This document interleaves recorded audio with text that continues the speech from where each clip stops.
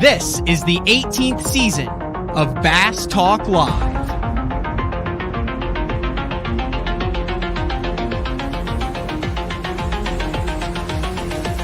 With your host, Matt Pangrath. BTL is brought to you by Lowrance, Bass Cat Boats, AFCO, Duck It Fishing, Strike King Lures, Sunline, Big Bite Baits, Spro, X-Zone Lures, Gamakatsu, The Bass Tank, Denali Rods, and Pro Guide Batteries. PTL, coming at you! Good Wednesday, everybody. It is February 9th, 2022, and this is Bass Talk Live, where we are going to talk about bass fishing. And we have our first qualifying rounds completed for the first stop of the BPT on Lake Darbone. And folks, it was a rough one. It was a rough one. Jared Littner won Group B with a total of 18 bass for 47.5, but to make the top 10 cut was, or top 20 cut to move on, was Randall Tharp, who caught 3 fish in 2 days for a grand total of 13.15, and he, the weights are now zeroed, and he moves on to the knockout round. In Group A, Mark Daniels Jr. caught 16 for 33.05, so 2 West Coast anglers go to a shallow, muddy water, stump-filled fishery in Louisiana and target post-cold front Florida strain bass to move on to the final round, Mark Daniels Jr. and Jared Littner. And the top 20 cut there was Chris Lane, who caught 5 bass for 12 pounds, 5 ounces. Absolute grinder, brutal event to start out. But now they're moving to a different lake for the next rounds, and from what I have heard and talked to with the guys, it's got like more grass in it, and they're probably going to be a little bit more cooperative. And 79 out of the 80 anglers captured an elusive bass weighing at least 1 pound, 8 ounces. So that's what's going on over at the BPT. On the Elite Series side, they got an off day. They have an off day today. They're going to do some media. They have meetings with bass, and then that kicks off on the St. Johns River. I did a preview with Andrew Upshaw over on his channel, Brad Hallman, Todd Castledine, and we were thinking it was going to be pretty stingy, but in some of the pictures I've seen, they're catching some big ones over there, so it'll be interesting to see what the St. Johns River kicks out, but always interesting to get things started on tough fisheries, cold front conditions. Have a great show for today. An angler that is long overdue to be on BTL, and that is Matt Stefan, actually from Illinois, a little bit north of where I grew up. I think I played hockey around where he grew up, but now in Wisconsin. And he's a guy who kind of reminds me. There's early on, I've fashioned myself to be able to, like a statistics guy, to find guys who are super steady in that. And I remember when Brandon Cobb first came on the scene, I was going back, I was looking through his stats, and I'm like, dude, no one's really talking about this guy, Brandon Cobb, but my goodness, have you seen his stats with FLW? But I was talking about like BFLs and Costa Series back then. Well, Matt Stefan only fished like 1 year. I think you'd correct me if I'm wrong, but 1 year of the what is now the Toyota Series back in the day, and then basically jumped right into the FLW Tour, and is now in his either 12th or 13th year. 12th year. This is his 12th year on the pro circuit, but just some crazy consistent stats. So we're going to talk to him about it. Also, going to get a little bit in depth about his job before bass fishing. I feel like this would have been a good show for Jeffries to sit in on, because I still don't know. I have absolutely no idea what he did. But let's bring him in. Matt Stefan. There you go. You there, Matt? I'm here. Thanks What's for up, having dude? me, Matt. Thank you for being on BTL, and like I said, long overdue for an appearance on here. And just based on our conversations off air, kind of leading up to this, I might possibly see a recurring theme for you on the show. I mean, depending on how this goes, if you're up for that. Heck yeah, dude. So I've been a huge fan of this show for years. Like even before I feel like you guys were mainstream in the bass fishing world. And I touched on this a little bit with you before the show, but I got to tell you, I'm kind of mad at you guys at the same time, you and Jeffries, because I've been such a big fan that it almost got me fired when I was working my corporate gig, to the point where, I listened to you. This was before YouTube. This was probably back, I'm going to say like 2012-ish. And I was listening through the website. And I worked at the Chicago Board of Trade, which we then merged with the Chicago Mercantile Exchange. I was a financial investigator, so I reviewed the trades that took place looking for fraud. And it was very, very analytical based. So, I mean, literally, we're talking thousands, millions, potentially rows of trade data that you would look through and try to filter through to try to find patterns. So everyone was at their computers. And I was, at this point, I wasn't in a management position, but I was just more of the number cruncher. And we had just moved from one office to a new office location, and they ended up putting my cubicle was right outside of the managing director's office. So the top guy of the investigations department. And because I like to watch Bass Talk Live, as well as like that was right at the beginning of some of the live fishing shows that were airing, that I turned my computer in a way where you'd have to be inside of my cube to see what I was actually working on or watching. And there was, obviously I'm listening to the show one day, and it was early in the morning, and I had headphones in because I didn't want everyone to hear what I was listening to. Just like most people were listening to music at that time while you were number crunching. And I had all of a sudden I heard a voice. "What are you doing, Matt?" And I was like, "Oh, I'm listening to Bass Talk Live." As I like looked over my shoulder, and it was the managing director, and he's standing behind me looking at my screen as I'm watching. And I was just like speechless. He's like, "That doesn't look like what you should be doing." And I'm like, "No, it's Bass Talk Live." And he's like, kind of whatever. And he leaves. Dude, 2 weeks later, the same thing happened to me. And he goes, "I don't ever want to see you watching Bass Talk Live again." Like, I didn't even have to tell him it was Bass Talk Live. Because, I mean, on the screen, it was in the big green letters. And he gave me a very stern warning. And ever since then, like, there's always a little part of that memory pops up every time I watch Bass Talk Live. So I blame you guys a little bit for being so good at what you guys do that it potentially almost cost me my job. Luckily, I was good at my job, and they kind of let me slide on a few things. That is fantastic. And I'm still have no idea what you did, but basically on what it says, it doesn't sound like that's like a group of guys that are like joking around just getting through. Like, I feel like that's some hardcore people who take it very seriously. It was very serious work. I mean, you're talking about financial crime is what I was putting together. So I was looking for patterns where people may have been taking advantage of customer orders or manipulating the market, the prices, and I throughout my career, I worked in everything from the different cattle markets to the dairy markets to the treasuries to S&P futures to, I mean, pretty much everything. Options. Wait, and so futures. Like what? Like manipulating the price of milk, or like how much a cow's worth, or? Yeah, I mean, literally, I mean, most people don't realize that, the dairy markets are all driven by the price of milk. So if you can manipulate the price of milk, you're going to manipulate the price of butter, the price of cheese, because all of that is byproducts from milk. And America loves dairy. We really do. It's funny because one of the companies that I looked into quite a bit ends up being not located too far from me. So it was always funny. Like, back when I was in Chicago, I didn't realize how big some of the cheese players were in Wisconsin. And it's like, I mean, within an hour of me right now. And cheese, it's true what they say about it.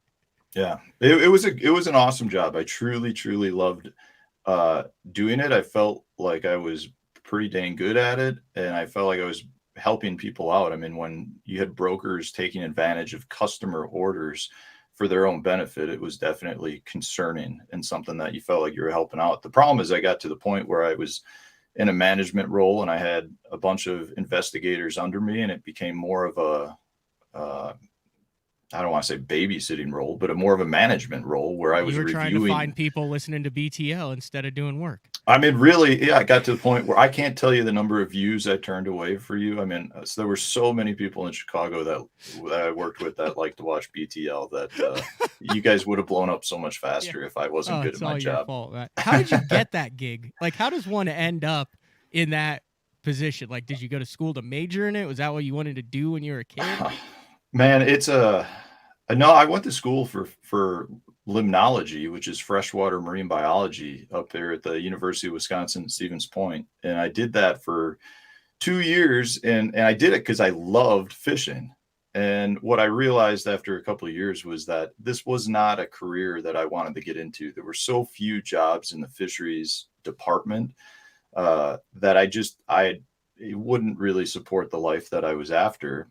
And I think I got confused when I went into school because I enjoyed fishing so much that I wanted to make like the business side of fish management something that I wanted to pursue. But what I realized in school was I really wanted to pursue my interest in the financial markets. And I grew up in a family that my dad worked at the Chicago Board of Trade. He was in Okay. the business side. He was a human resources guy, so I was familiar with it as a kid. I would be walking around the trading floors with my dad, so it's stuff where I was very fond of it. And when I was in college, I was like, you know what, I want to get into this, so I switched over to a finance background. I got an MBA from DePaul University and with a finance emphasis as well. So I've done my schooling work to get into it, and it just turned into a job where it was management, and I loved.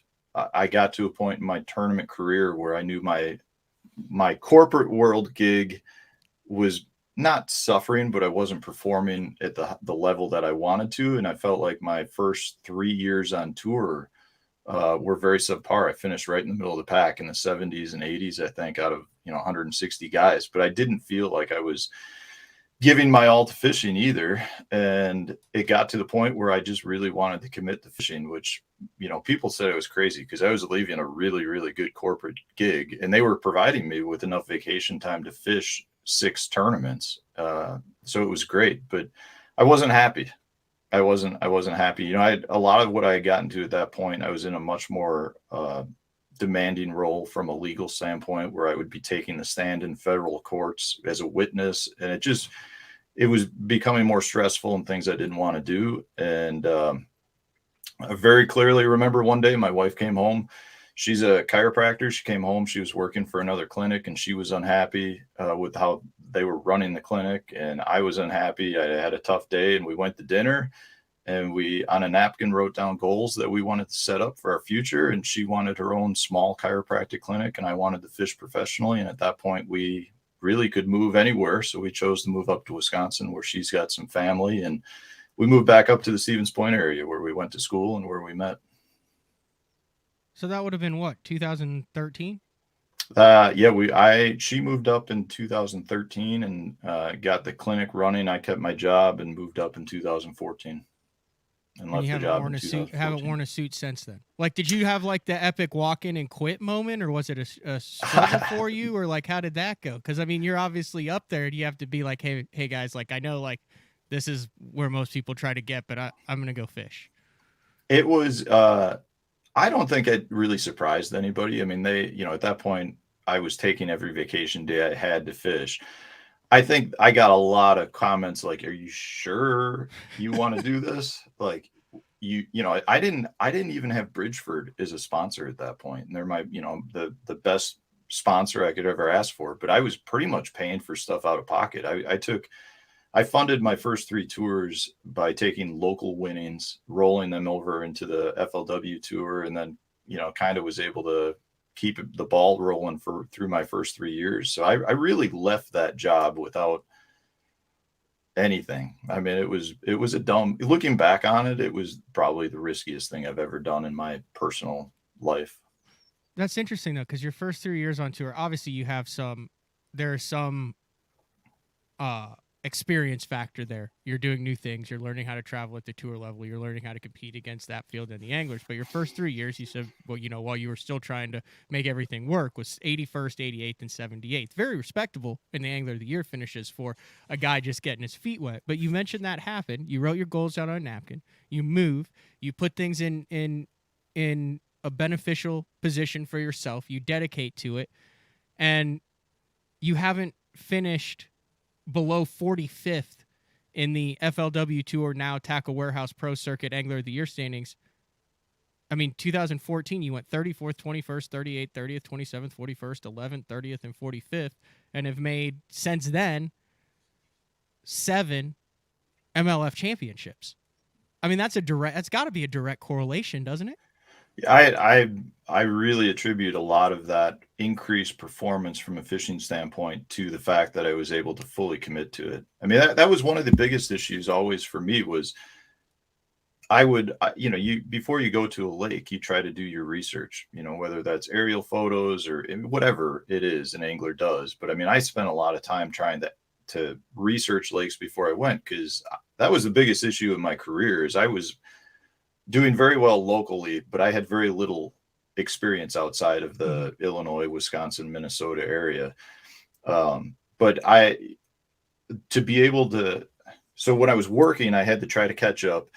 I go fish, I come back, then I'd have to catch up on the job for, it would take me a week or two to catch up on that. And by that time, the next tournament rolled around, and it was just, you're being pulled in so many directions, and I couldn't commit to it. And I really do feel like once I got rid of the corporate gig, I could fully commit to the fishing thing and spend the amount of time that it deserves. Because fishing is a full-time job. If you want to make a career at it, you got to work your butt off. And to try to make 2 full-time careers work is difficult for anybody, in my opinion. All right, one more question about this, then we'll move on. I feel like there's a lot of guys that are good locally, good regionally. They fish the BFLs. They might dabble in the Toyota series. But I mean, I'm assuming you had a family, wife, benefits set up there, climb the ladder. Your family has been in this industry. I mean, I would venture to say thousands of guys. You've been around. You know how good there are some local and regional anglers. You can't go anywhere where someone points to a dude and say, see that guy? He'd kick everyone's butt out there if he ever made the jump. What do you think it was about you personally that allowed you to have, and there's a number of different words you could use here, guts, the fortitude, balls, to do that, to actually make that jump? Because looking back 10 years ago, you're saying, oh, leaving the corporate job and blah, blah, blah. But at that time, what do you think it was that allowed you to actually make the leap? Whereas so many people, whether good or bad, don't take that step. I mean, I think a big part of it is, there's several factors that went into it, but one of them is, I think a lot of people, you get to a point in life. Like, so when I left, I think I was 30, 33, maybe 34. I feel, I just had this conversation with a buddy the other day. I feel like, it's not like a midlife crisis, but I think you hit a point where you start to evaluate your life and goals change. And I think at one point I was more financially motivated, more like I want to make the corporate world, last. I want big house, big cars, blah, blah, blah. And it got to a point where I'm like, I'm not happy. I'd rather give up that and be happy. And what I truly want is to fish. Like that is, everything I do is fishing related. So did you have the big cars? I didn't, I won't say I had the big cars, but I had a very comfortable life. Meaning, if I wanted to go have a nice dinner, I go have a nice dinner. Stress-free. You weren't sitting there going. Yeah, exactly. I lived in Chicago. Credit card bill came. I paid it. It was like I knew there'd be money in the account, and that's been one of the biggest changes. Moving up here, now my wife and I, both our jobs are performance based. If I don't cash a check, I don't get paid. If she doesn't bring patients into the chiropractic clinic, then she doesn't get paid. So from that standpoint, it's like, hey, we had a bad month. We got to figure out what to do here versus previous jobs. You knew you were getting a paycheck that was coming in whenever. So I think a big portion was I just wanted to be happy. I wasn't happy. For those of you who are listening, who live in a corporate or in a larger city and you ride in, a train or a bus every day to work, It's one of those things. It's so demotivating. Every day I'd ride the metro train into downtown and I would sit in the same seat and everyone around me was the same people, and you'd get off and you felt like a bunch of drone worker bees. You'd all walk down the sidewalk to your building, and at 5:00 it would be the same dang people coming back. Everyone sit on the same train, and it was like Groundhog's Day every day, and it was tough. So I did a good job saving up some money where I knew if it didn't work for a year or two, I wouldn't go broke and I wouldn't be, in debt, but I'd have to get another job at that point. So, I mean, I was financially stable enough to try to do it for a couple of years.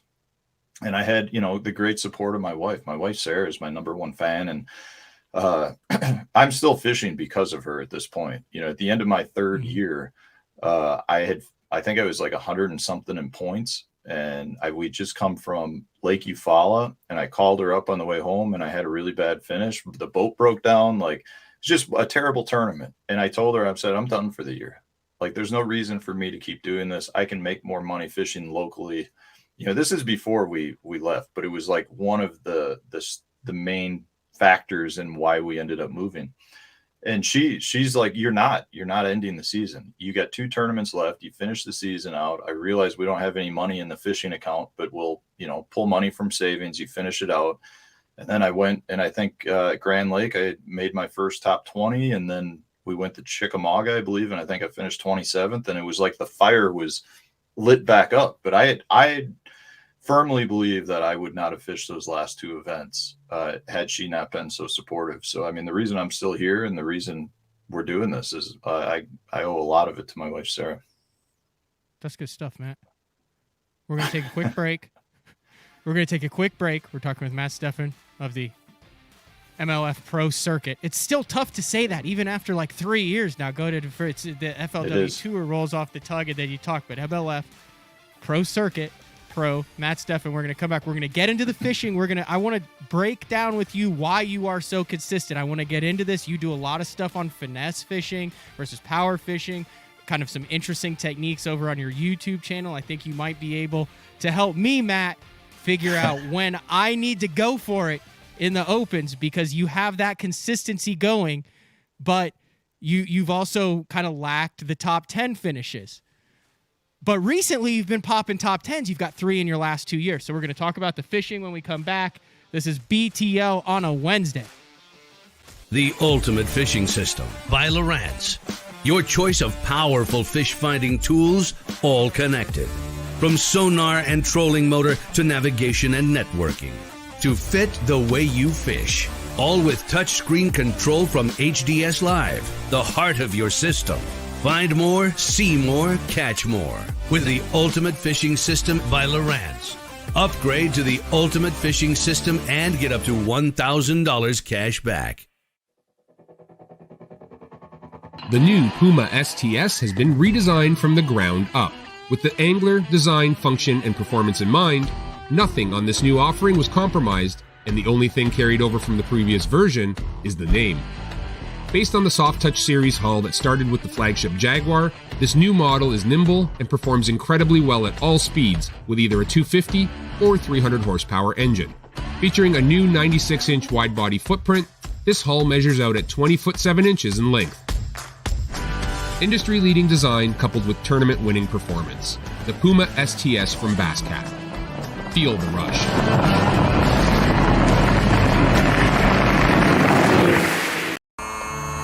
I've made my living on the water for over 20 years. For 14 years. For over 23 years. I've worn a bunch of different clothing brands over the years. Some companies big. And some companies small. All of them said they were making clothing for us. But none of them knew us. None of them were us. Except for one. Except for one. Except one. AFCO. AFCO. AFCO. AFCO. Fishing isn't part of us. It is us. The KVD 100 jerkbait. 15 different colors. A perfect combination of roll, wiggle, and flash. Increased castability. 3D eyes. Premium black nickel hooks. KVD. Tie one on. Striking Lures. Elite Series Pro Daryl Gleason here. My Pro Guide batteries keep me going on those long tournament days and long practice days. Always plenty of juice, never fail. The best part about Pro Guide batteries, it's the people behind the company. They have over 40 years experience in the battery business, keeping all of us fishermen out on the water longer, catching more fish. Check them out at ProGuideBatteries.com. What's up, Bass Talk Live fans? Brandon Polnick here. And ever since I won a couple Bassmaster Elite Series events on X-Zone Lures, I've been getting a bunch of questions of what makes them so special and different. And really, the truth is, it's in the details. The little details, things like no cheap fillers in their plastic. That gives you more lifelike action, more realistic and vibrant colors. But don't just take my word for it. Go to www.xzonelures.com and check them out for yourself. Welcome back to BTL, talking with MLF Pro Circuit angler Matt Stefan, who kind of went through probably one of the most interesting journeys to professional fishing of anybody that we have had on the show. It also cracked me up there. I saw that Pro Guide commercial with Daryl Gleason, and I saw on his Instagram he had his shoes off up against the heater after a cold day on the St. Johns River, and then I think it was Hunter Shryock had garbage plastic bags around his feet, and everyone was complaining. Paul Mueller was all bundled up. I mean, you're a northern guy. You can handle the cold, right? Oh, yeah. You can handle the wet, right? But the wet and cold has to be the worst combination in fishing, and you know that you're just about to get drilled because the forecast calls for it, and you know there is no way you are not going to be miserable when it is cold and wet. Yeah, there's nothing you can do about that. That's just a factor of the career, right? I mean, sometimes you're going to have the crummy conditions. But I mean, I do try to use it at least mentally to an advantage where I'm like, these guys aren't used to it. I mean, right now it was 38 degrees yesterday. The first day we've been above freezing for, I mean, probably since December at some point. And I mean, I'm running around with a t-shirt and jeans out doing chores outside because it felt great. And it's just one of those things where I think you get accustomed to it. So it's definitely something I try to use to an advantage. I don't know that it actually helps me, but mentally it helps me. I drove straight back from Florida after the Open, and I went down the southern route because you stop every 280, 290 miles to get gas, and I got out of the truck one time, and I'm walking into the gas station. I've got flip-flops, shorts, and a t-shirt on because when I left it was 78. I stepped right in a snowbank with flip-flops on it. I'm like, yeah, it's just a little bit different. But let's get into the fishing thing, Matt. How the heck have you been so consistent? I rattled off your Angler of the Year finishes, and then I went back and I did a little research, and since 2013, I'm a big limit guy. Meat on the table. You can't leave any meat on the table because it's hard to do well when you are literally gifting the entire field fish if you don't come in with 5. And since 2018, so 4 years plus this first one, every single time you have hit the water with the potential to catch a 5 bass limit, you have only left 10 fish on the table. You left 6 fish on the table in 2019, 0 fish on the table in 2018, came in with a limit every single day. 0 fish came in with a limit every single day in 2020. 4 fish on the table in 2021, and then obviously caught a limit in this last one to start the season. But would you say your overall key to consistency has been over the past decade on tour? Yeah, man. I mean, those fish have hurt me a lot. Those 4 fish last year cost me the BPT, the top 10. I mean, that's how, I think I finished 30th in points, but that's how much that matters. I can't say I've changed a lot, but I will tell you, I was talking about that year where I thought, I was going to bail after the 4 tournaments. One of the things I did at the end of that year that really was so motivating for me was I went back and I took those first 3 years and I said, okay, how far am I from actually qualifying for the championship? Because it felt like it was so far away at that point, being in the middle of the pack, but you're looking at, all the big hammers, that were fishing. You're like, God, they're so good. Like, how are they doing it? So I went back and I looked at my first 3 years of stats. And the number one thing that popped out at me is, had I taken every one of those fish that I left in the lake, so didn't fill my limit with, had I replaced it with the smallest possible keeper. So if you're in Florida, I said a 12-incher. I gave myself 3/4 of a pound for 12 the ounces. fish that I missed out. Exactly. I did that for all 3 years. And had I just filled a limit for those 3 years, I would have been borderline championship all 3 years. Had I given myself 1 2-pounder to replace one of those minimum size fish, I would have made the championship all 3 years. So that's how important a limit is. Like, that's something that, for me, it was like a slap in my face. It was like, God, that just brought me to reality. I'm like, I am so close to making the championship every year. And in this sport, the championship is the key, because that's where, you don't have the entry fees. It's just money in your pocket. You got a shot at really making a name for yourself. So at that point, I did start putting more weight into making sure I had a limit. So if I had a spot that I felt like I could go to and potentially catch a small keeper fish at the end of the day, in the past, I may have said, you know what, catching a 12-incher is not going to do me any good. I've got, I'm in Florida, I've got 4 fish for 7 pounds. What good is a 12-incher? I need a 3-pounder, so I'm going to keep doing what I'm doing.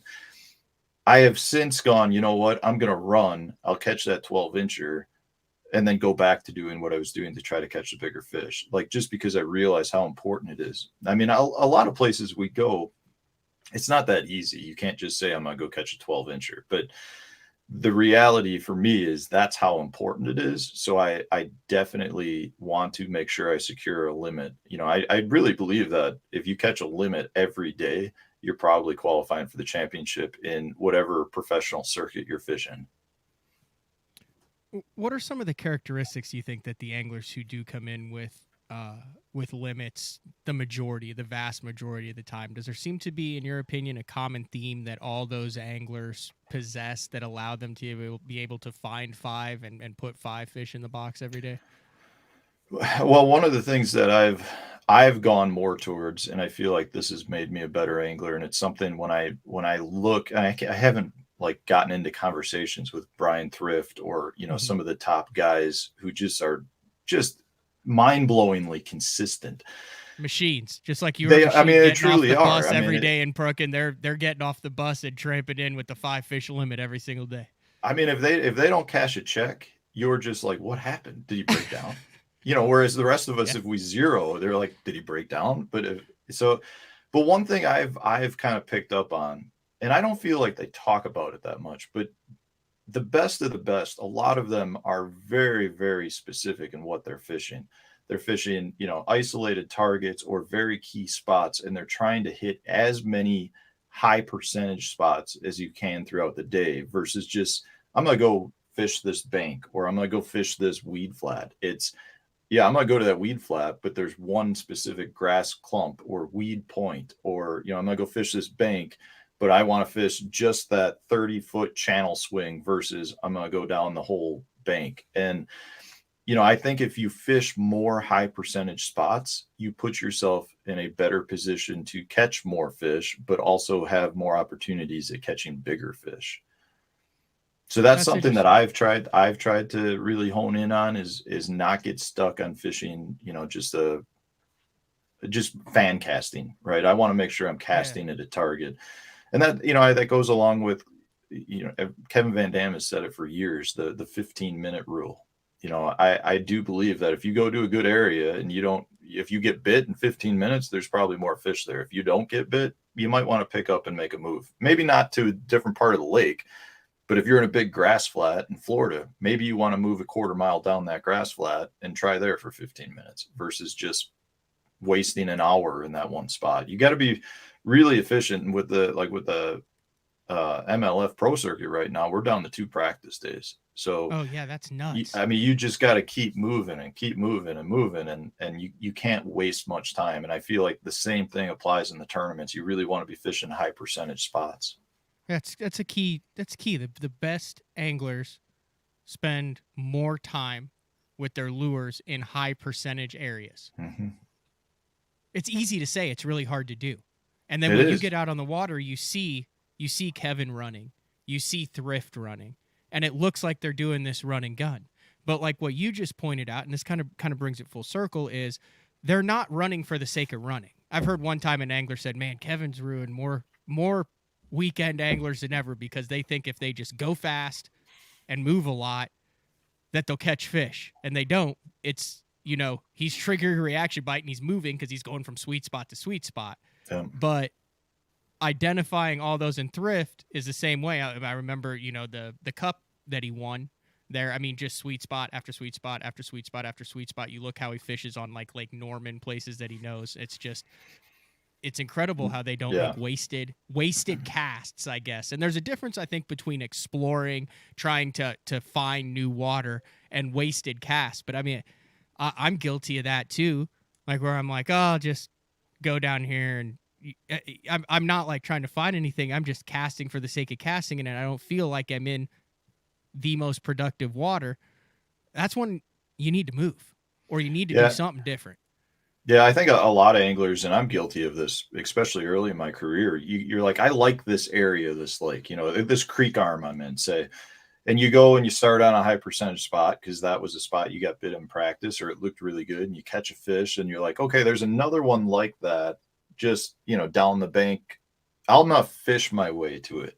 Well, there's two issues at the professional level. One is if you fish your way to it, you're probably your odds of catching fish are lower because you're not on that high percentage spot. And I can't tell you the number of times though somebody else has pulled in front of me, because it's not that they're cutting me off, but I mean it's a couple 100 yards down the bank and they are pulling in on the high percentage spot. So you wasted time fishing down a bank that may or may not have been productive, and you lost the chance of fishing that high that high percentage spot. So it's just in the best interest of a tournament angler to want to hit the sweet spots, and as many sweet spots as you can hit throughout the day is going to increase your chances of performing well. You seem like a pretty analytical guy when it comes to breaking down your tournaments. You're talking about looking at 3 years as a chunk. You look at developing a game plan. You talk about how you're executing on the water. Pretty calculated. I mean,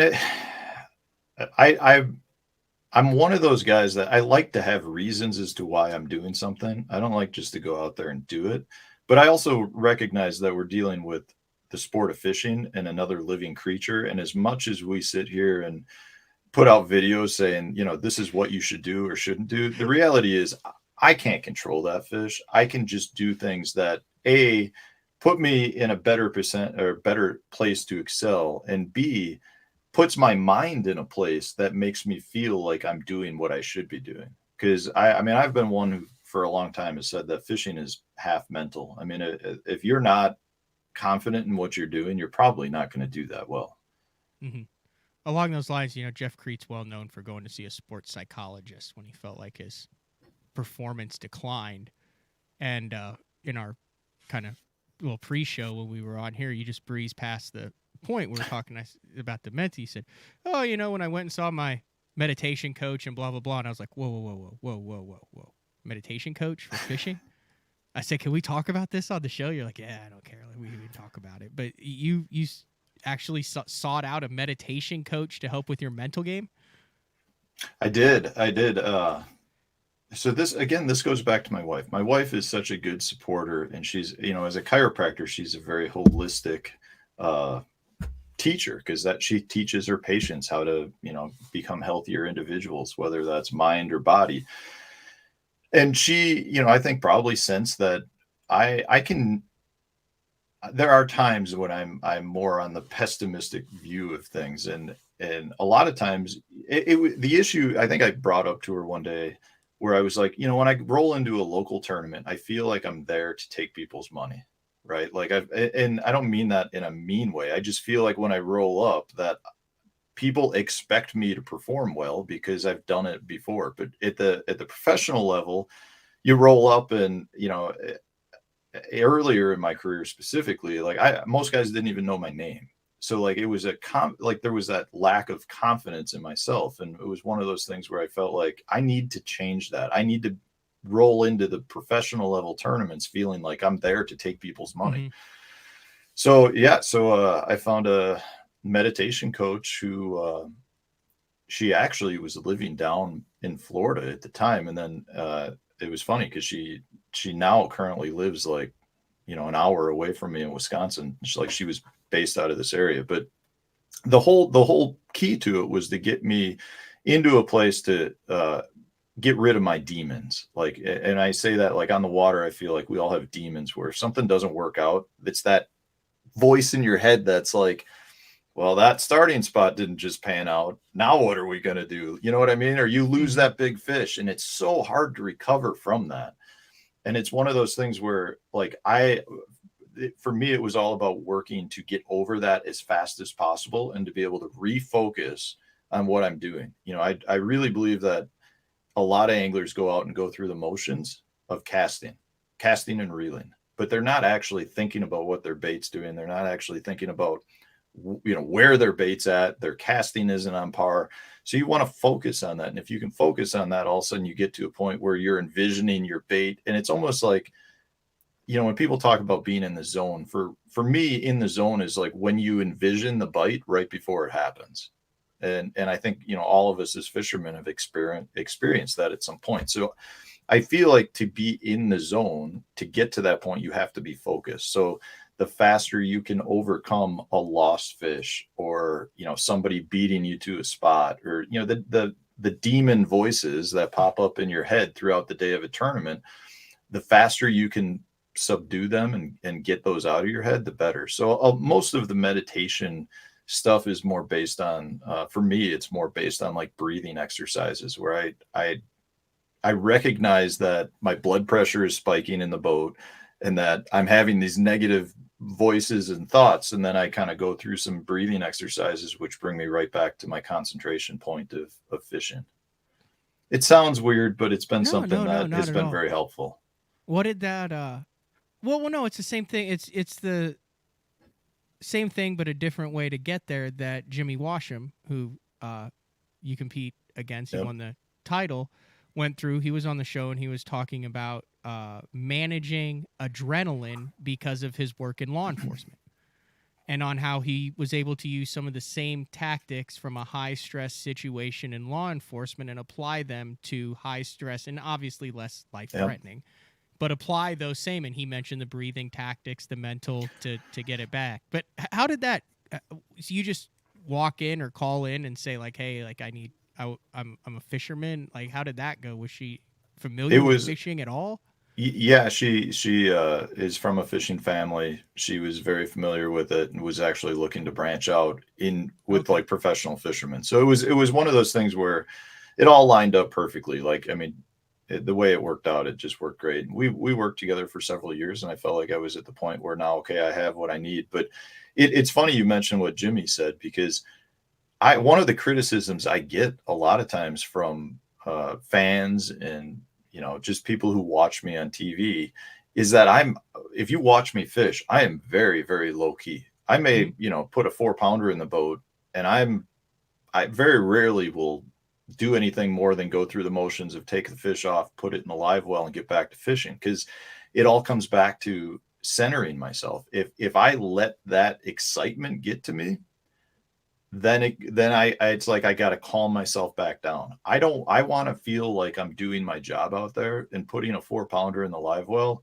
is makes me feel like I'm doing my job. But I really think, that a lot of the best guys out there, they put that 4-pounder in the live well and they go, okay, where's my next 4-pounder? Versus, starting to think about, did that put me into check range? Did this do that? And, it's almost like you just want to not even think about what you have in the live well. And for me, it's all about maintaining that heart rate. I don't want to get overly excited, because if I get overly excited, I may fish faster. My concentration's off of what I'm doing, and I may be missing fish.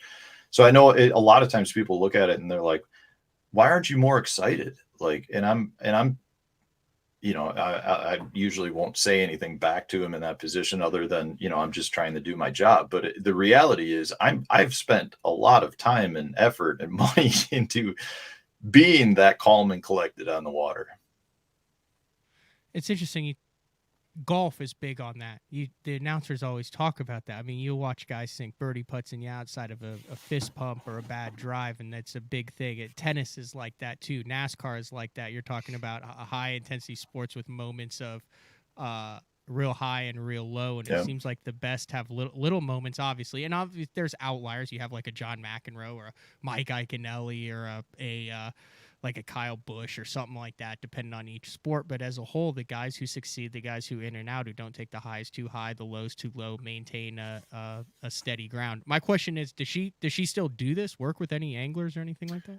I mean, I haven't talked to her in, probably a year and a half at this point. I don't know offhand. I think she does do some on the side. I know she's, has some other businesses that she also entails, but I mean, I can reach out to her if you're interested. I've been wanting to get it. No, I mean, I need it. I 100% need it, Matt. But I'm talking about like, as a whole, I've wanted to get a sports psychologist, meditation, mental side, someone who is professionally trained in this, but is also familiar with the angling side onto the show to actually kind of talk about this and maybe go through some things that are helpful at the same time. And I would assume she'd do like Zoom calls and all that stuff. So I don't know. I mean, if that's an option, I think. She's obviously worked for you. You think it worked? I mean, do you feel like that you've had more success because of that? Without a doubt, I can tell you it has gotten me to a point where I am more comfortable on the water in terms of like when the day isn't going well, I can bring it right back down and do, okay, we just need to concentrate, set my little goals. I mean, that happened at Sam Rayburn. I didn't have a fish the first day until noon. And it was just something where like, every time the demons popped in, I whacked them back and just kind of concentrated. And I set lots of little goals like, okay, let's get one bite in the next hour. And then, just kind of go from there. And it worked out where I was able to salvage a limit after the first day. But, I used that to my advantage on day two too, where I knew that bite didn't exist until later in the day. So I was able to run around and catch a couple small fish before I started beating the bank and fishing shallow once the sun got up, and was able to muster up another 5 bites after noon again. I mean, it was just that way. But I think earlier in my career, I would have completely spun out and just been like, I don't have a fish at noon. I mean, what am I going to do? Like, and I would have bailed on probably what I was doing. But in this case, I was mentally strong enough to just continue to think that it was going to work out, and it worked out. Do you remember your last like total and complete meltdown? Oh man. I mean, it's had a total and complete. Oh yeah, I've had complete meltdowns. But it's been you just get off the water and you're like, what in the heck did I just do today? It's been a long time. I mean, normally the meltdown for me actually happens after the day, when I really think about how valuable a moment was. Like you'd mentioned earlier in the show, I've got only a handful. I've got 3 top 10s. The reality is that I've had 3 tournaments where I've had the fish on to win the tournament handedly. And I just look back on it and I'm like, when I start dwelling on it, it just like somebody stabbed me in the heart. I mean, I think about last year at the St. Lawrence River. I mean, Cody Pike won. He beat me by I think a pound and 3. Yeah, something. Yeah, pound 3/4. And I mean, I had the first day I had the fish on to have 25, 26 pounds. The second day I jumped one off or lost one that was probably close to 6. Every day I had a fish on that easily would have upgraded me 2 pounds every day. And it just, you're dealing with giant smallmouth, heavy current, light line, and it didn't work out. But, I've got several instances like that where I look back and I'm like, God, I really should have some wins in this. Like I've had the fish on into the boat and I just didn't execute it. So when I dwell on those, that's when I start feeling more of the complete meltdown. Breathing exercises. Pretty much.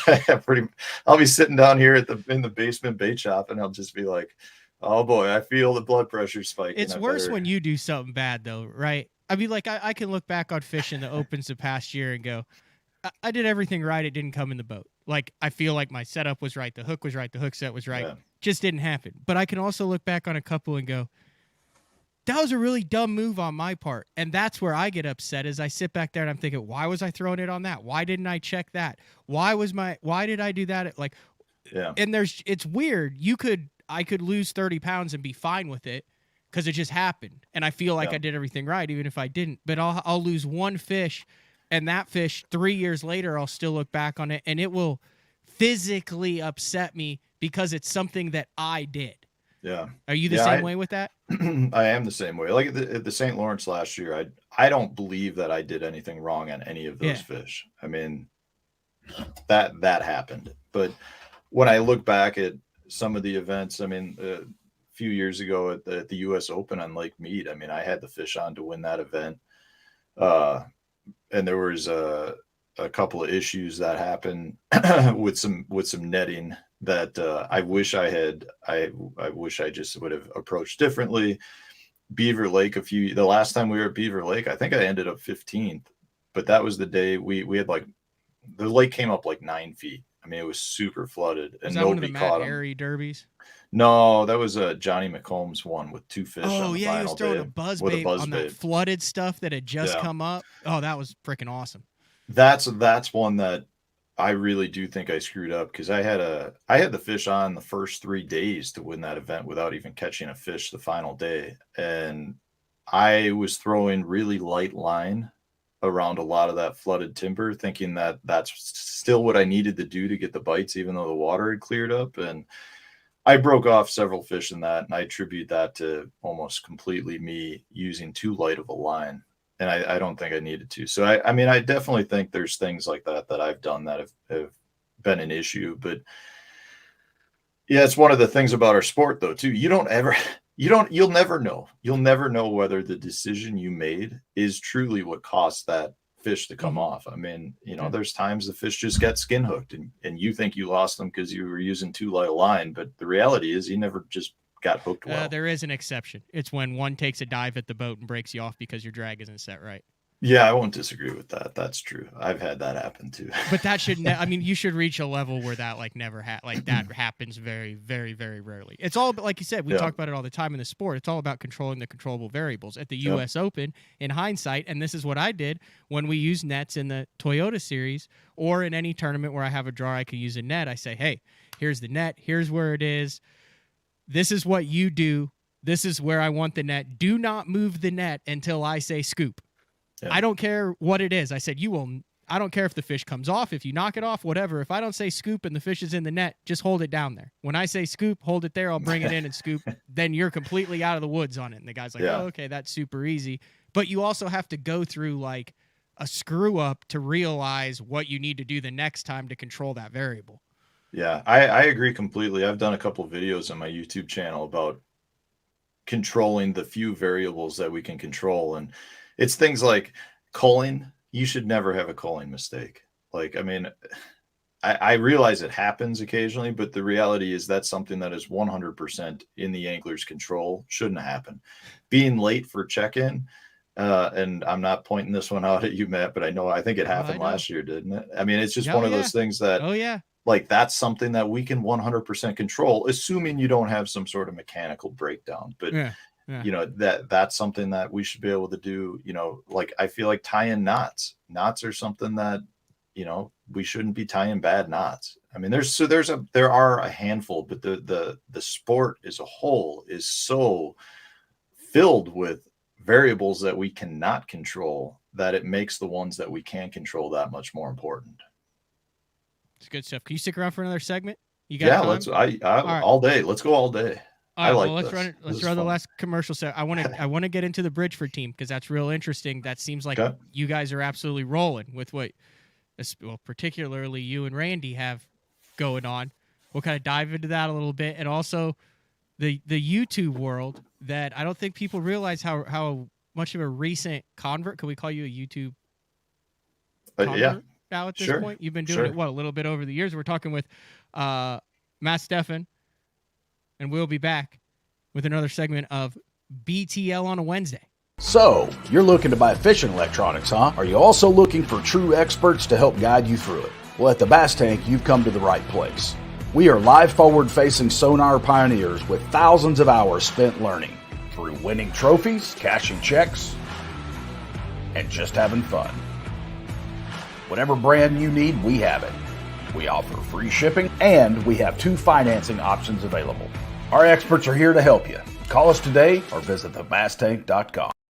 The new Android series is the peak of the Denali lineup and offers the ultimate Denali experience. The Android series features 36-ton multi-directional graphite combined with interlock blank technology for added strength. Each rod is outfitted with royal titanium guides that will not fail. The blank is fitted into an easy-touch, soft-feel EVA foam grip with exposed blank reel seat. This all allows the Android to transmit every movement of your bait and even the most subtle bites. The Android series is the finest rod Denali has ever made and offers an angler the ultimate fishing experience with a limited lifetime warranty. See the full lineup of Android rods at denalirods.com. Combining one of the most popular hook styles with Gamakatsu's beefier Superline offering, the Gamakatsu Superline Offset Round Bend delivers the strength necessary to target big fish in heavy cover. Well suited for braided line and heavier fluorocarbon, the Gamakatsu Superline Offset Round Bend is built using stronger Superline wire that allows anglers to easily fish a finesse worm around heavy cover. The round bend offers a larger bite area, perfect for any worm presentation, while increasing your hookup ratios. The newly enhanced Z-bend holds your plastics on the hook longer, reducing the number of pull-offs and reducing damage to plastics. Available in 2/0, 3/0, 4/0, and 5/0, this is the most durable worm hook, designed for heavier lines that hold your bait on longer. Preparation is key to success. And that preparation starts well before you ever hit the water. You're only as strong as your connection to the fish, and your line is that critical connection. Confidence in your line every minute of every day on the water is a necessity, and failure, it's not an option. Sunline makes the fluorocarbon, nylon, and braided lines to give you the strength to guarantee your confidence. Vibrating jigs are a great choice for any time of year, and the Kamikaze Swim-On is a perfect match for any vibrating jig. 2 sizes and the unique tail design gives it a bait fish profile and a great swimming action for realism. There are 17 colors. See them all at bigbitebaits.com. The Spro Little John crankbait has been around for almost 15 years, and it is one of my go-to crankbaits whenever I need a fish in the boat, so you can never have enough new colors. That's why Spro's coming out with a handful of new colors, including Pearl Shad, which has this bleached out white look, but it's got this pearlescent, really pretty. We've got Copper Shad, which looks amazing in the water. It's got that purple flake on the back, really pops in the water. And then if you want some real pop, we've got Sparkle Shad, nothing but sparkles all over this thing. And then last but not least, we've got the matte Sexy Shad, just a really different looking color for a crankbait. So you want to give them a little different look, that matte Sexy Shad is definitely the one to go with. All these colors are available in the original Little John and the MD.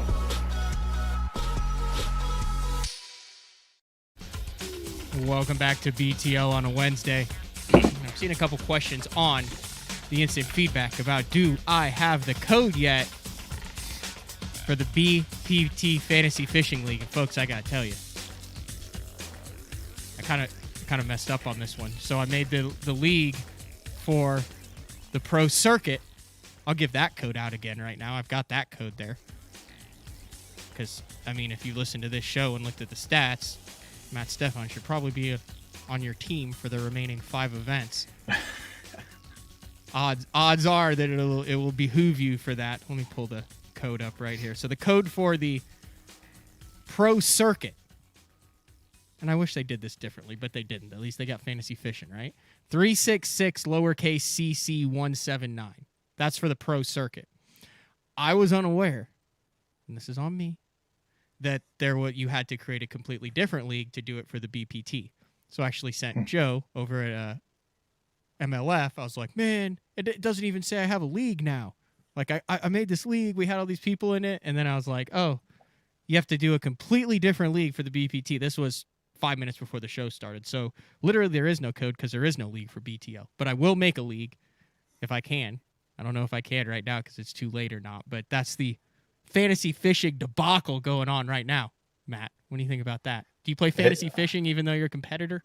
I do. I think it's really good for the sport. I think it's really good for the anglers and a good way for the fans to connect with the anglers and to recognize who they are. I mean, it's in order to do well at it, you got to kind of look into anglers' stats and their performance. So it forces some recognition to the anglers. So I think it's a very good thing for the sport. Yeah, it's fantastic. I've learned more about people trying to find the sleeper pick in fantasy fishing over the past 12 years than any other way. I think it was a huge, I don't want to say miss, but I don't know, and I know it can't be easy. Obviously, they're team with Bally's now, and it's awesome what they're doing with MLF, and the sky is the limit over there. I know when we had Joe Pogger on that there's some really exciting stuff that I think is coming down the way.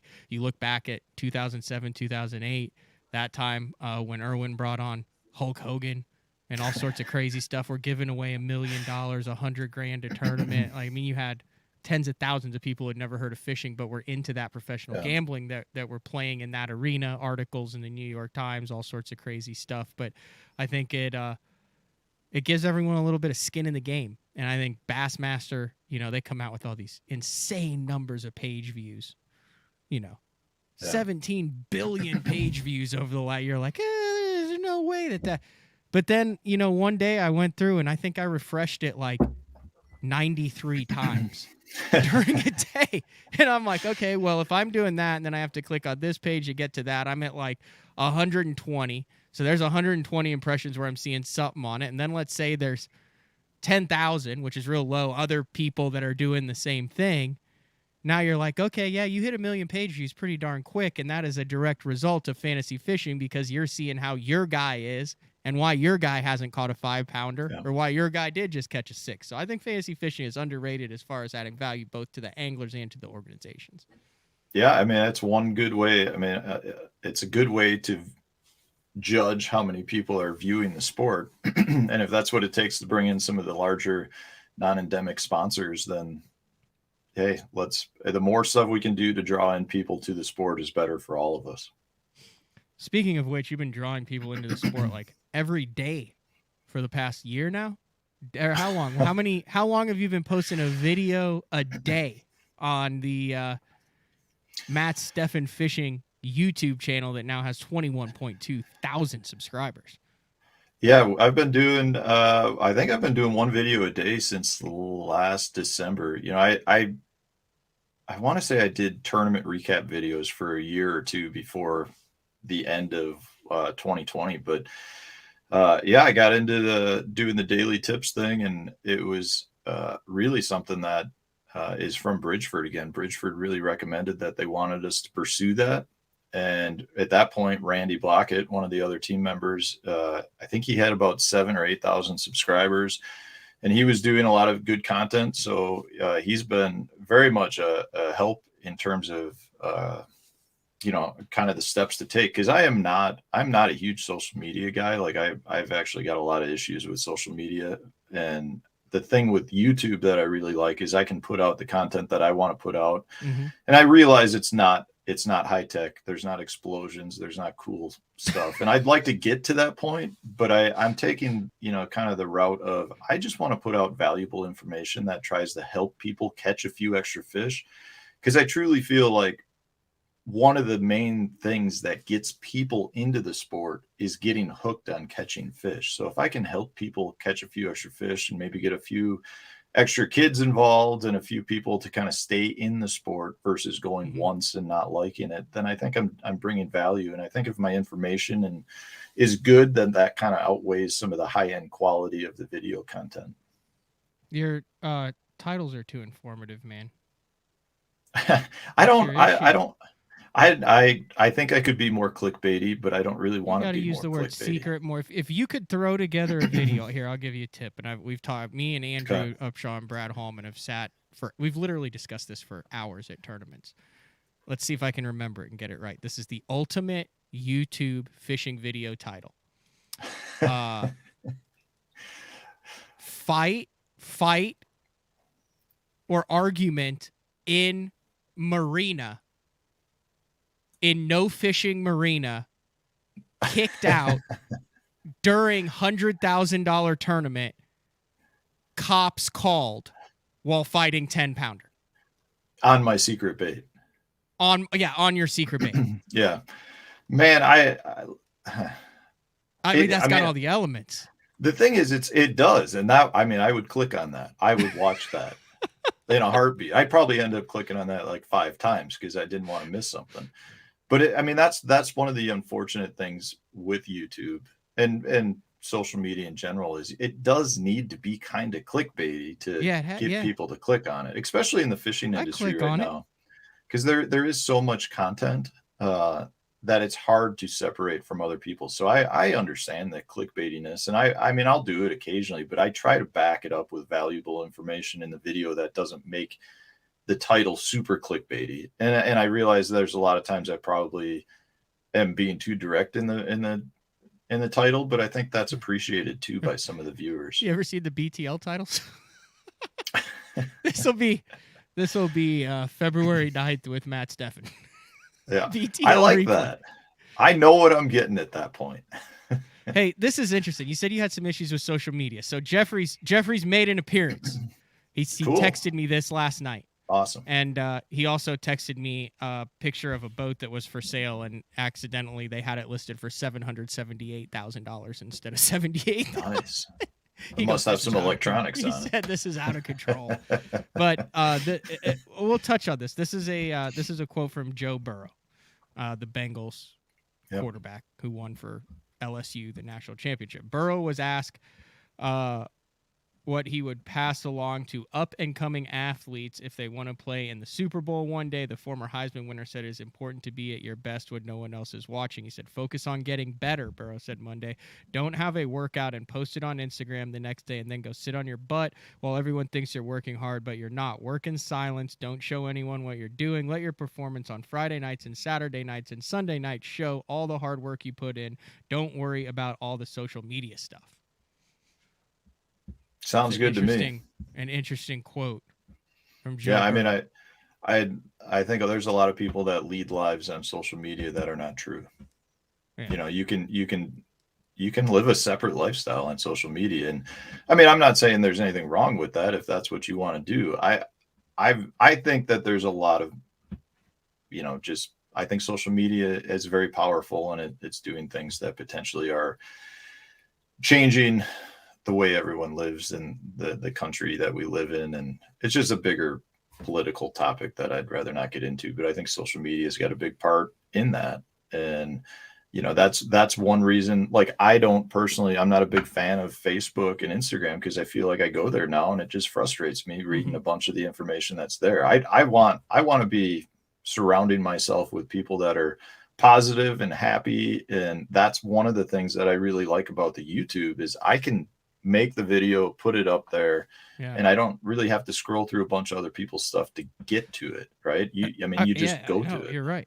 But I will say on the other hand, so Instagram, I utilize Instagram a lot. Now I don't, I have a Facebook account. I haven't updated in a year, but dude, my Instagram is filled with positivity, direct messages from listeners. I have guests on that are strictly a result of a listener who would have no other way of contacting me other than to send an email, which is out of the way, but they can say, hey, what about this dude and this and this? I get opinions. I get feedback at a tournament. I get so much positive feedback on it. I think it's all like how you use it and what you use it for.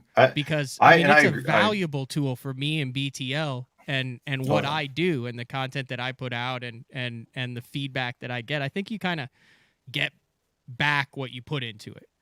I agree completely with that. And I think that's I think I would probably do better on those other platforms if I posted a lot more daily content, like I have done with the YouTube. I think that's one of the reasons the YouTube channel has done well is because I'm posting consistently with daily content, and that helps the algorithm versus when you're looking at Facebook or Instagram's algorithm. You know, I've got a good following on those platforms, but the reality is that the algorithm limits how many people I can reach with a post. And then it's up to my post to reach more people. If the post was a really good post, it'll get spread and shared. And, but it's hard. I feel like it's a lot harder to reach those people through those platforms now.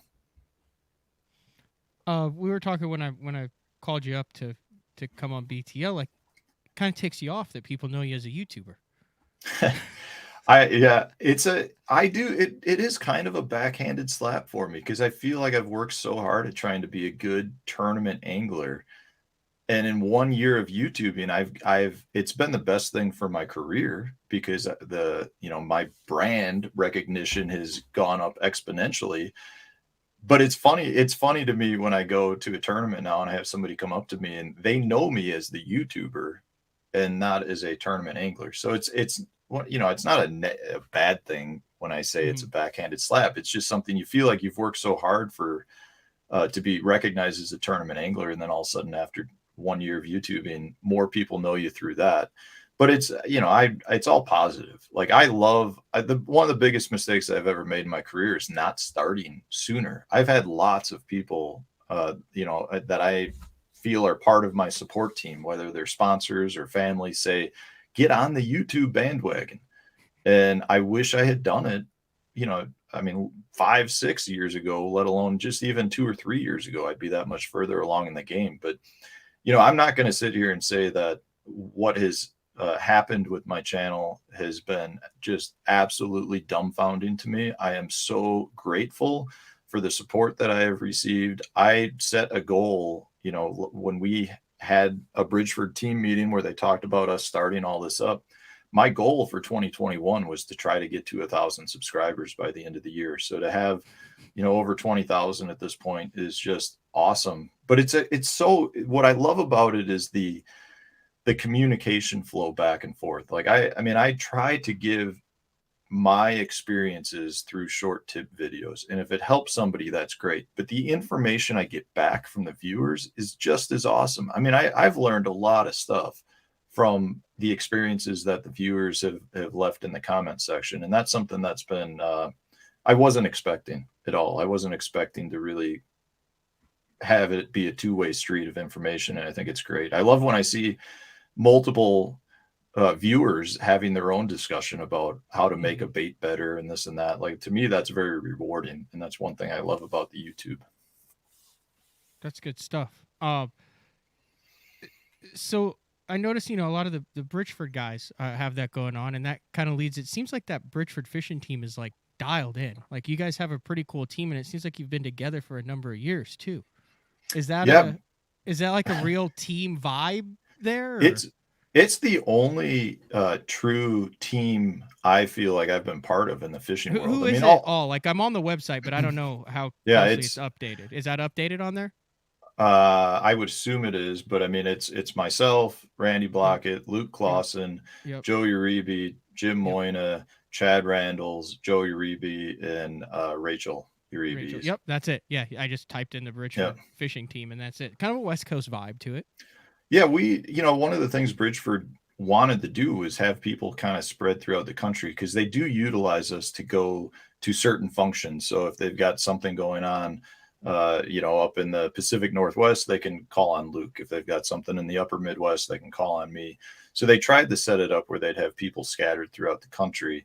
And I owe my career to Bridgeford. I truly do. Like I mentioned before, I left the corporate world with no sponsorship background, and Bridgeford's meat plant, the meat division, is based out of the Chicago area. And that was kind of my in and my connection. And at this point, they treat all of us like family. They take great care of us. They, if we've got questions, we deal with, the people in charge. And it's just a very, very beneficial relationship to the point where, I think they feel very comfortable with us. They can look back and see their sales numbers. And since they started the Bridgeford team, sales have continued to do great.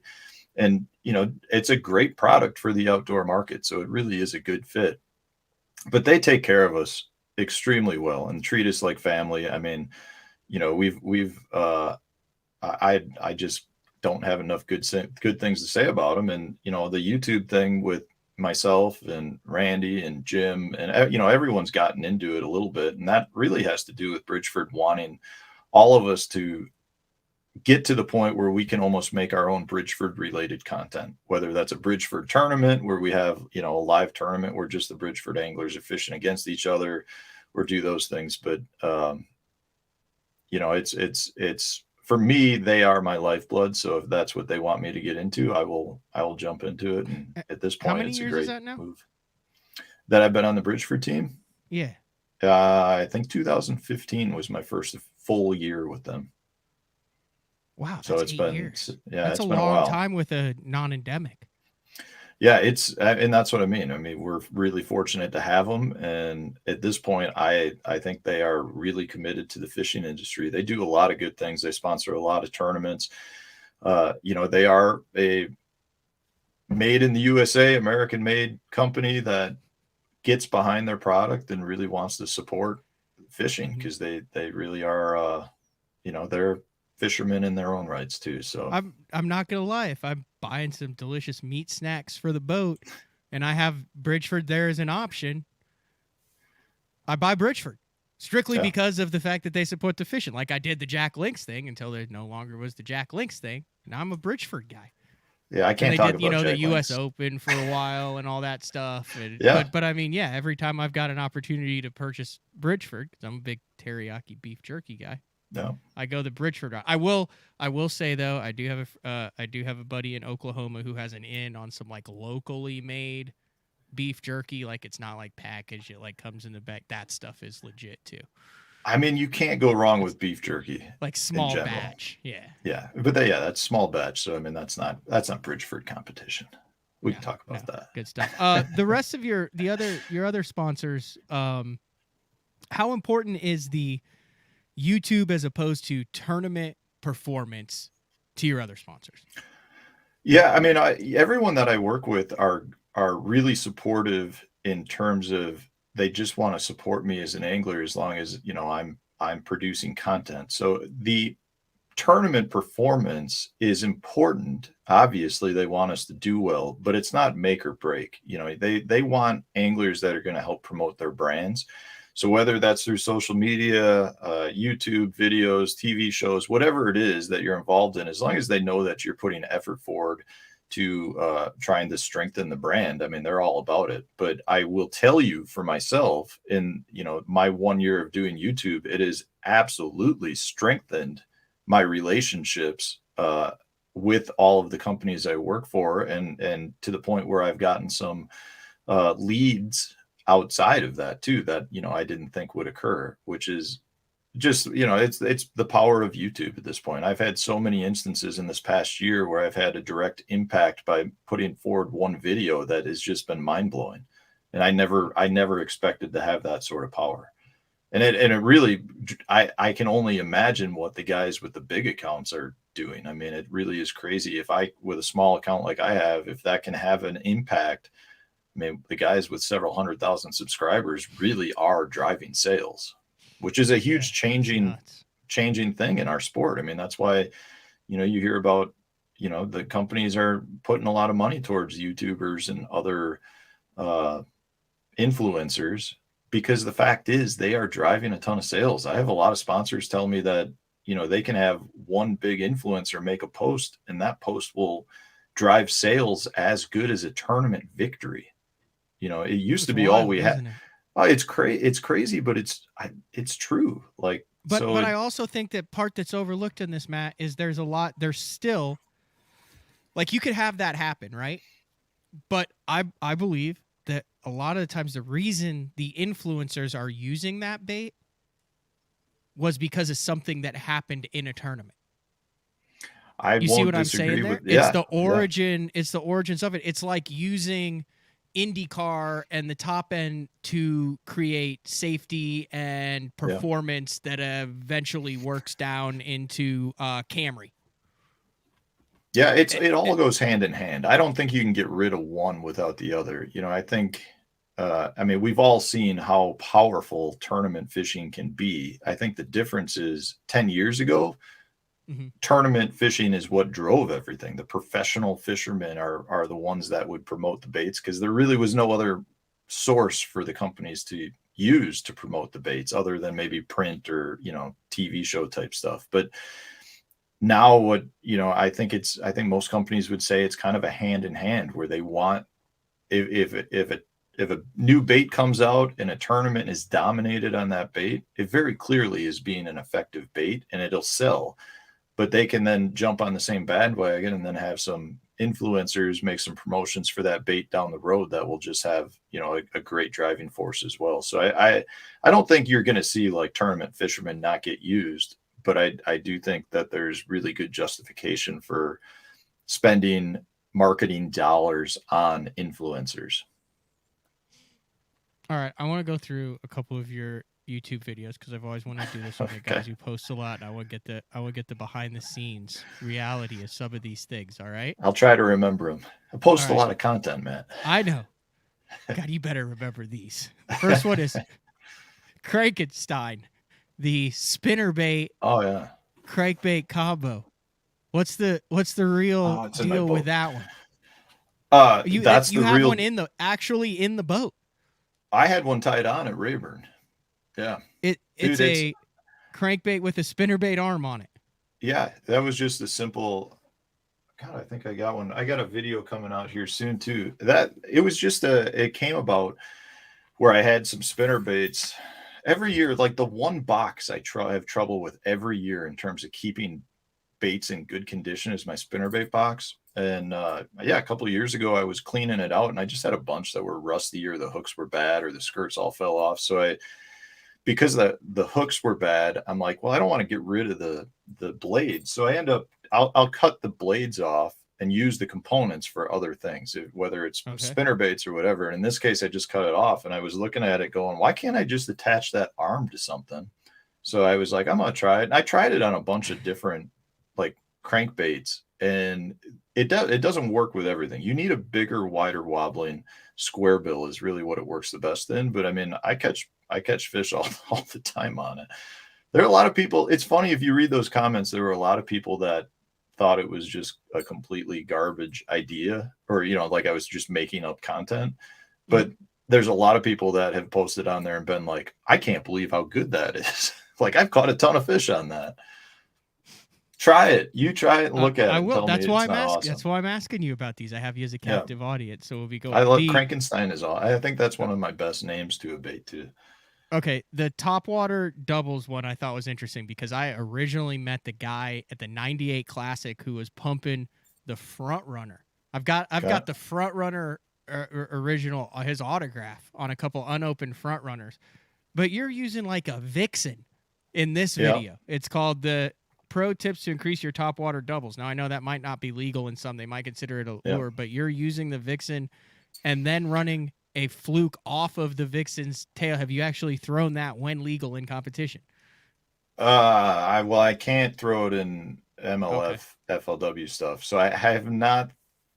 I've thrown it a couple local events back in the day, but it's more of just a fun fishing thing. But it's like the reverse front runner. So instead of having the front runner in front, I use the normal topwater and then put a soft jerk bait behind it, and it dances behind the topwater as you're working the topwater, and it doesn't have enough resistance in the water to hinder the topwater movement.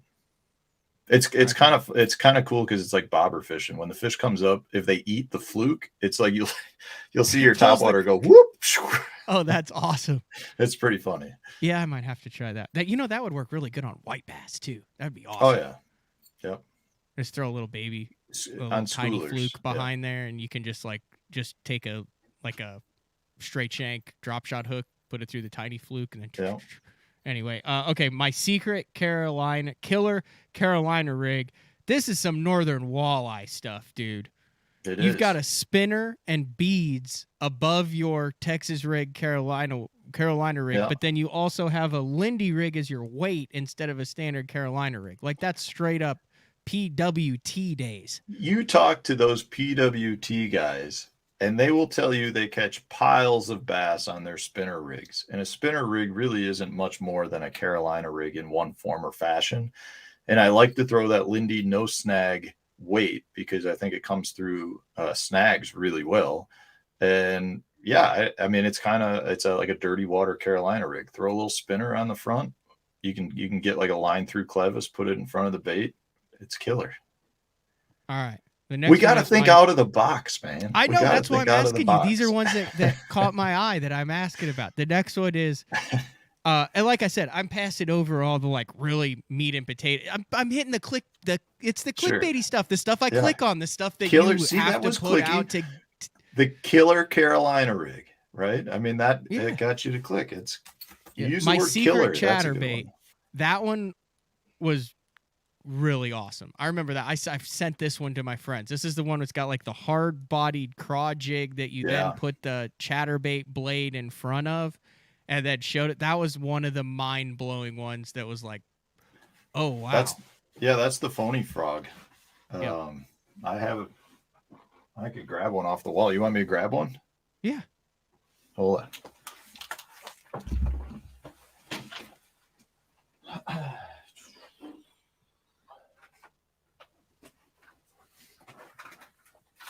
If you're watching this on iTunes, where are you, in the basement? Yeah, this is my basement. The basement bait shop. Well, it's absolutely insane. Like I said, we're a little fuzzy. We're a little fuzzy on the. Can you see that? I'll hold it still. So it's a hard-bodied craw with 2 loose legs, and then the chatterbait blade on the top. Okay. Where am I going? Yeah, I see it. If it's fuzzy for you guys, it's 3 months ago on Matt Stefan's channel. It says my secret chatterbait, and you can see it. But that thing is awesome, dude. It is a cool bait. The sound it makes coming through the water is great. It's just a totally different play on a chatterbait that I'm kind of surprised we haven't seen more companies like come out with different types of chatterbait blade attachments, I guess you'd say. In this case, it's a hard body with the craw. It's super lifelike, looks very much like a crawfish scooting around the bottom. It's a good one. They are, it's a custom bait, so it's an expensive one, but they make amazing products over there. You know who I think does a under the radar really good bladed blade, because there's no jig attached to it. Blade for a bladed jig. And he's on the Elite Queen Tackle. I've heard, I haven't seen it, but I know I've had several people mention that to me, that he makes awesome stuff. Yeah, check that out. They do like a, and I've gotten a couple. It was a big deal out there in North Carolina. The guy I stayed with was like, hey, this is the deal, and he gave them to me, but I haven't used them yet. He's like, you put them on your football heads, you put them on whatever you want to. But it's like the blade, just the blade part that snaps on, but it like actually works like the original chatterbait blade. That's awesome. Yeah, I mean, that's the type of thing, like we've seen such success with the whole bladed jigs that I just don't feel like it's advanced as much as I would have thought it would have. It's kind of just been stuck with the and I've never even met either basic chatterbait, Jeff or KJ, before. I mean, I got no skin in that game. Either do I. The one, I hope you don't have skin at this game. What is the Inu rig, the Uni rig? That was the biggest fad in the history of YouTube clickbait fishing. Yes or no? In the last 3 years. In the last 3 years, is that the craziest one that come and went in 2 weeks? Everyone got their YouTube views off of it, and that thing is gone. Or am I missing the boat here, Matt? I think there's a place for it. I do not think it's going to replace, like, I'm telling you this right now. You put that on a bed, and you will get some fish to bite that bait based on the movement of it. It's a very unique. I mean, I love crazy baits that really involve some like good thinking, and I'm just surprised we haven't seen something like that sooner, because I don't think it's like anything super wild. But it really is an extremely lifelike looking worm. So I've got some worms pre-rigged up, and I will definitely be trying them throughout the year. And I've caught fish doing it already, but I'm not going to sit here and say it's like a complete, replacement to a wacky rig or something along those lines. All right. But I am interested. I do think you may hear more about it in the future versus. So you don't think it was just here and gone? You think there is a chance that it could resurface? I think it could pop back up. Yeah. In various forms. I think there's things that need to be done to it that will really enhance it. There's companies starting to come out with pre-made worms for it now. So yeah, I think you could hear about it. That's smart. The glider, which I thought was very interesting because this was a take. So this was basically, it looked like you basically took a power or a bunk, whatever the Max said, Berkeley, and then reverse rig it, jam a tungsten in the nose.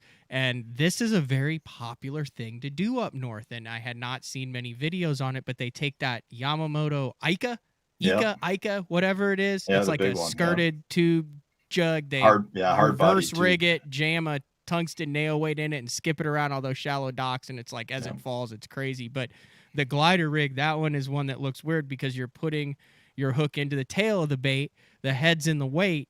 But when you think about it, a reverse rig like that makes way more sense to fish as a whole than a bait where the first thing that those fish see when it falls is the head. Then they have to turn it, manipulate it. Like here, they're getting all hook.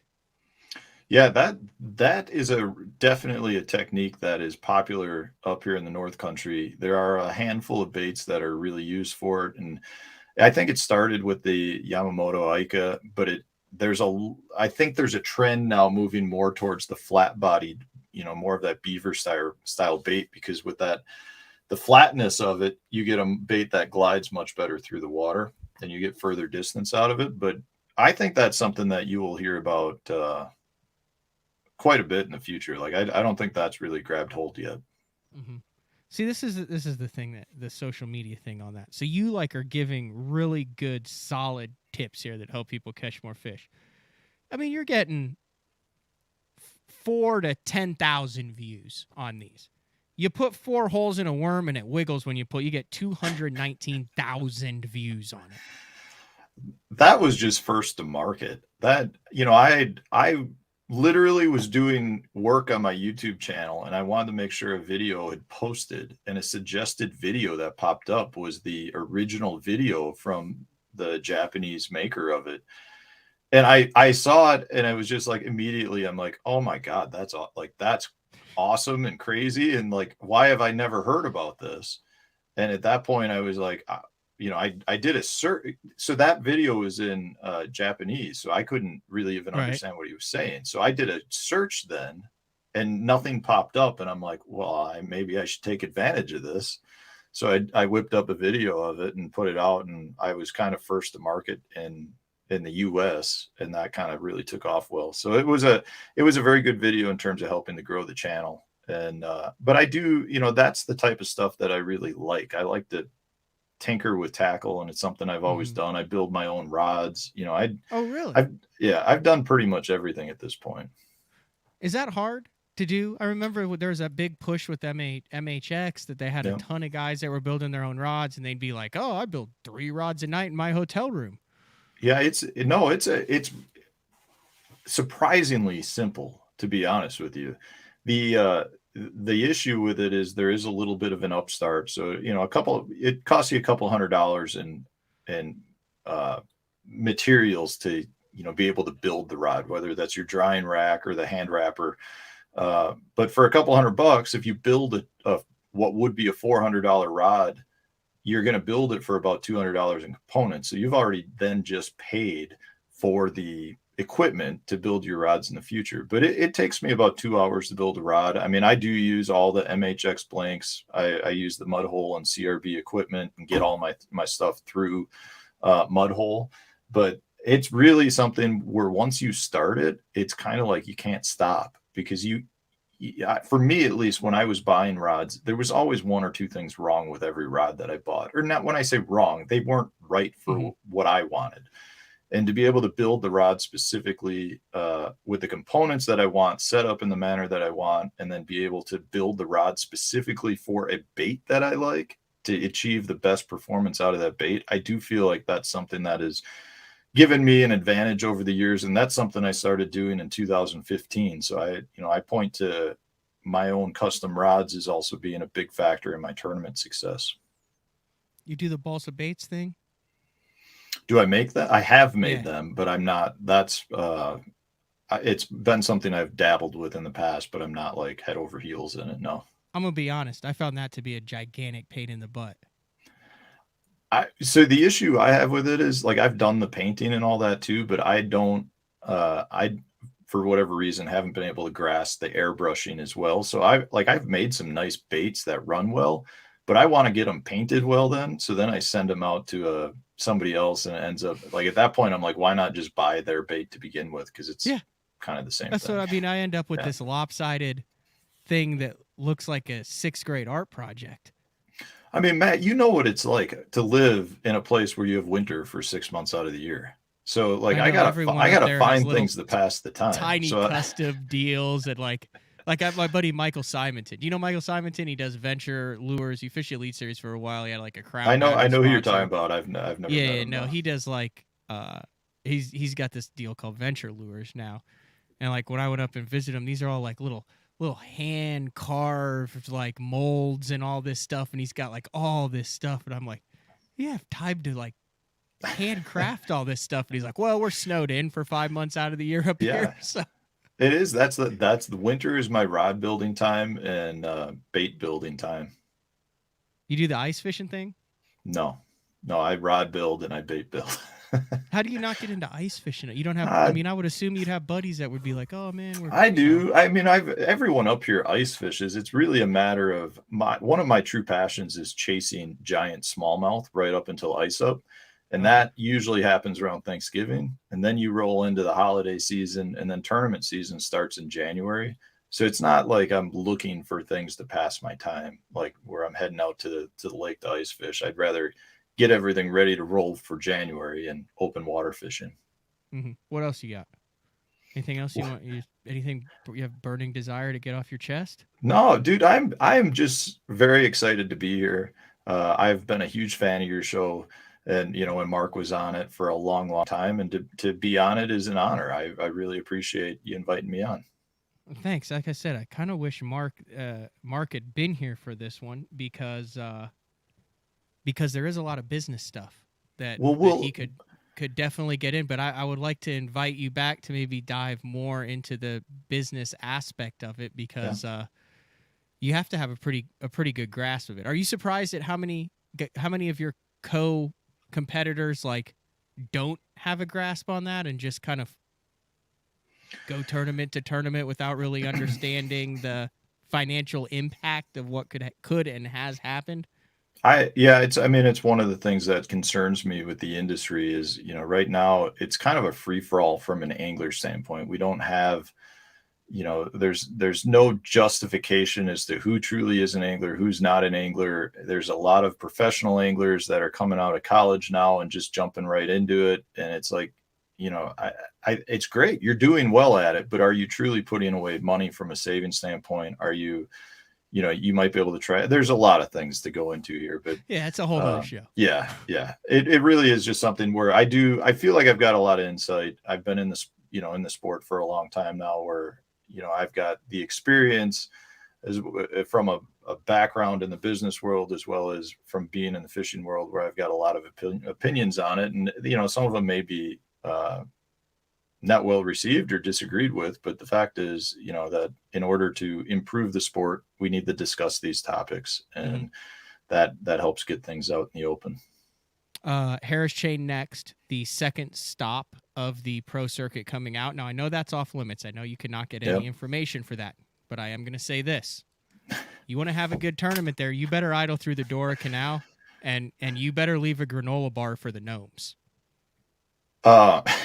Dude, I will say that it definitely seemed like the college kids put a pounding on when they were there a couple weeks ago. It seemed like Dora was on fire with some massive bags. Canal, the gnomes. You better leave a granola bar when you idle through there. Depending on which way you're going, you'll see the gnome yard. I know what you're talking about. You have to leave a granola bar for them, and they will bless you with Harris Chain success. Here's the thing. I hope I don't need to go through the Dora Canal.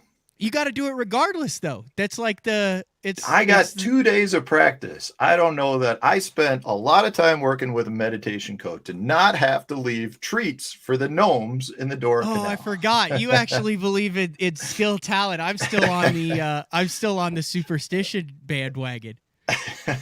I am too. That was part of the reason why I did work with her, is because of the fact that the superstitions were bothering me too, dude. Lots of superstitions. What were yours before? Things, I don't want to like trigger anything. You can talk about them like there's no like trigger. It's not like a. I mean, things like wearing the same clothes over again, or I mean, I make the bed when I'm home, I guess, because my wife would get mad, but I get to the point where it was stupid things. Like I would try to repeat the entire day. So if I made the bed that morning and went out and had a good tournament day, the rest of the week I make the bed in the exact same thing. Really, OCD type, like superstition type things that bothered me, because I knew, like putting my gas receipts in my truck so that they were always flat versus having like a wrinkled corner. Just stupid little things like that, but it drove me nuts. I still think about them. It's not like I got rid of them. But you completely. don't. But if something doesn't happen, you're not like, oh, that's because of that happened.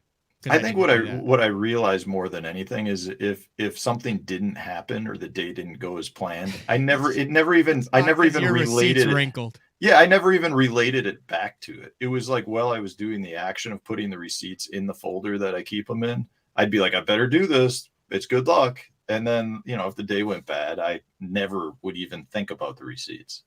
Dude, I need to talk to this lady because I have some issues, man. I talk about some of them, but I have some real tournament issues. And now that I am like neck deep in the opens where it's like, I've fished a bunch of them. I can't drive. I still do the slug bug thing. I cannot drive past a car with a burnout headlight or taillight and not hit the ceiling. You can look at the ceiling of my truck. It's 3 years old. It's worn out on the top. Every time I'm towing, I have to hit it. I mean, it's bad. I've got to have the same exact hat. I wear a hat, and the only day I wear it is on the tournament day because it'll fall apart if I wear it any other time.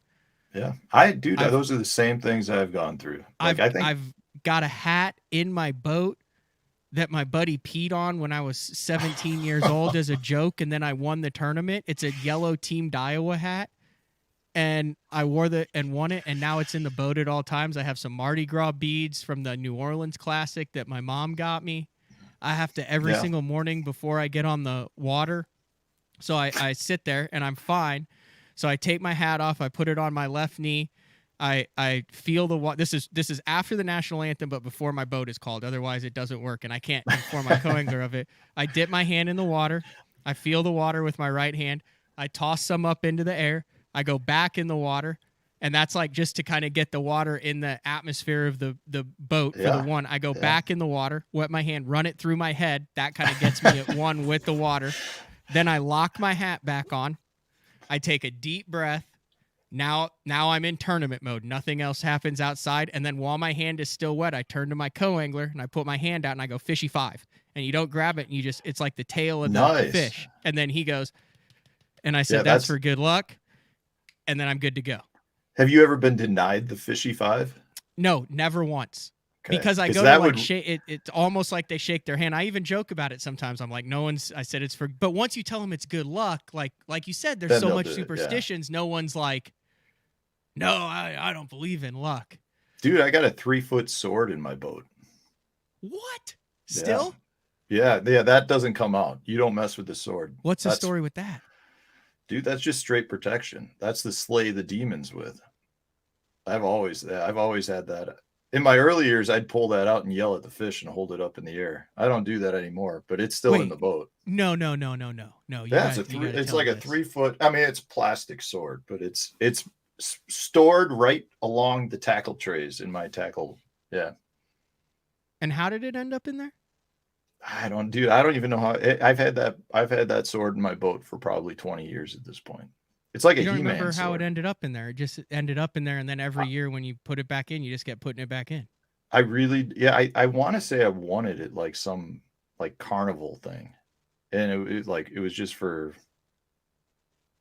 just for fun. I threw it in the boat, and I think we probably went out and won the tournament, and I kept that sword is a part. Like I yell at my kids because they play with it all the time, and I tell them if that doesn't end up in the boat, they're getting kicked out of the boat.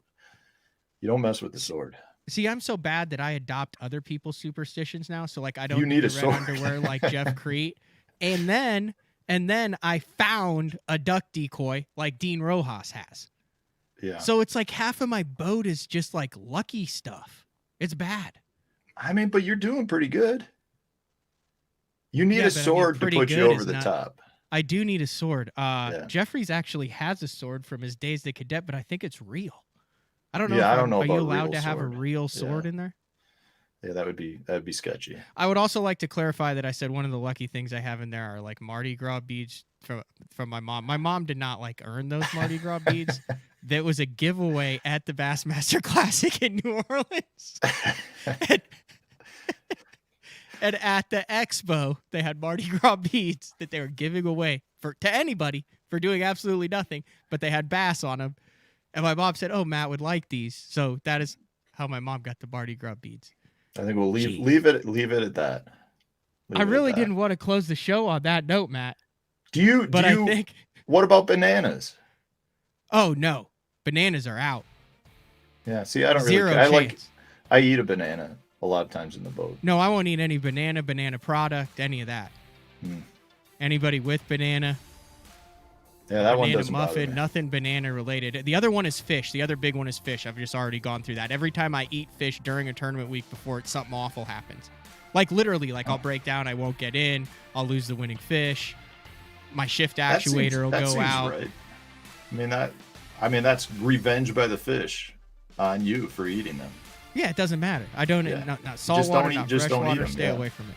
I like that. Dude, this has been very enlightening. Matt Stefan. I greatly appreciate it. I'm going to have you back on, dude. That was like over an hour and a half, bro. I loved it. Thanks for having me. I appreciate it. Anytime you need me, give me a call. I'll come on. All right. That sounds good. I think we're just going to end the show right there. We're even going to have a closing segment. We read everything. We're good to go. That's it. BTL on a Wednesday. Uncle Frank tomorrow. We're out.